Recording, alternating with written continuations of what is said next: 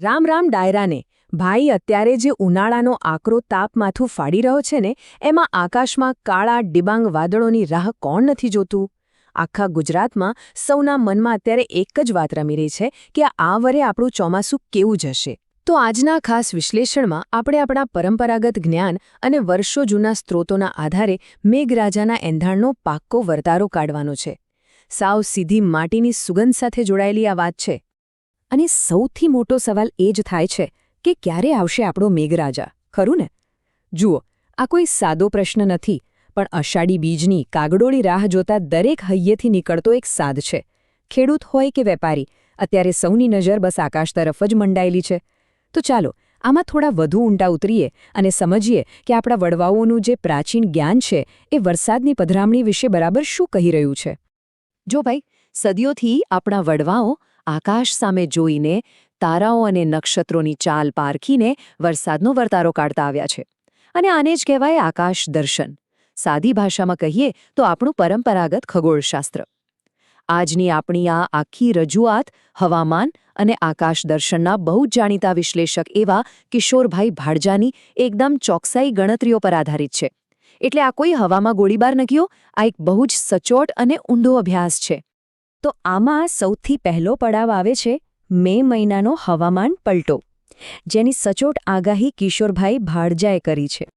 હવે સમજવા જેવી વાત એ છે કે મે મહિનાના આ જે અંતિમ દિવસો છે ને, એ ચોમાસાના પારખા કરવા માટે બહુ મોટા એંધાણ આપતા હોય છે.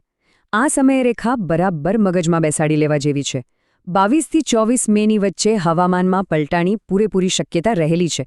એટલે કે પવનની દિશા બદલાશે, અસહ્ય બફારો વધશે, અને પછી બરાબર 25મી મેના રોજ શરૂ થશે આપણા સૌનું જાણીતું અને માનીતું એવું રોહિણી નક્ષત્ર. ભાઈ, રોહિણી બેસવી એટલે આપણા ધરતીપુત્રો માટે આશાનું એક સાવ નવું કિરણ. એના પછીનું બીજો મહત્વનો મુદ્દો છે રોહિણી નક્ષત્રના 4 ચરણ અને તેની આપણા ચોમાસા પર પડતી સીધી અસર. હવે જોજો, આ રોહિણી નક્ષત્ર આખું કંઈ એક સરખું નથી હોતું. એના 4 અલગ અલગ ભાગ પડે છે, જેને આપણી ભાષામાં ચરણ કહેવાય. પહેલું ચરણ એટલે જળહરે, મતલબ કે વાતાવરણ ભેજ ખેંચવાની શરૂઆત કરી દે. પછી આવે બીજું ચરણ, જેને કહેવાય બાવતેરું કાઢે.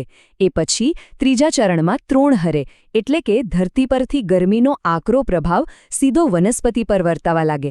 અને છેલ્લે સૌથી અગત્યનું એવું ચોથું ચરણ, સમુદ્ર જાય. એવું કહેવાય છે કે જ્યારે રોહિણીનું આ છેલ્લું ચરણ સમુદ્ર તરફ જાય ને, ત્યારે દરિયા પરથી પવનો મબલક ભેજ લઈને આવે અને કાળા ડિબાંગ વાદળો બંધાય. જુઓ, આ આખી એક અદ્ભુત કુદરતી સાંકળ જ છે. અને હવે આવે છે ત્રીજો પડાવ, ખેડૂતોની આશા એવું આદ્રા નક્ષત્ર, જે ખરા અર્થમાં ધરતીપુત્રોની જીવાદોરી ગણાય છે.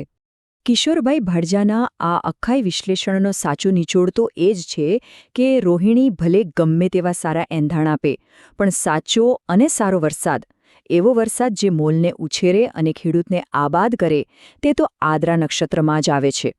રોહિણીમાં વાવણી થાય કે ન થાય એનો કોઈ વાંધો નહીં, પણ સાચા ખેડૂતોની મીઠ તો કાયમ આદ્રા પર જ મંડાયેલી હોય છે. ભાઈ, આદ્રા બેસે ને એટલે ખરા અર્થમાં ધરતીના તાતને ધરપત થાય કે હાશ, હવે વાંધો નહીં આવે. તો અંતે આખી વાત અહીં આવીને જ ઊભી રહે છે.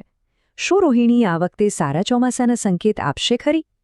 જુઓ, ગણતરીઓ તો પોતાની જગ્યાએ એકદમ સચોટ જ છે, પણ 25મી મેના રોજ જ્યારે ખરેખર રોહિણી બેસશે ને, ત્યારે જ ખબર પડશે કે આપણા મેઘરાજાનો મિજાજ આખરે કેવો છે. તો શું આજથી જ આકાશ સામે મીઠ માંડીને પવનની દિશા પારખવાની શરૂઆત કરી દેવી જોઈએ? ચોક્કસ. ચાલો સૌ સાથે મળીને એવી જ આશા રાખીએ કે આ વર્ષે મેઘો મન મૂકીને વરસે અને આપણી આખી ધરતી એકદમ લીલીછમ થઈ જાય. રામ રામ ડાયરાને.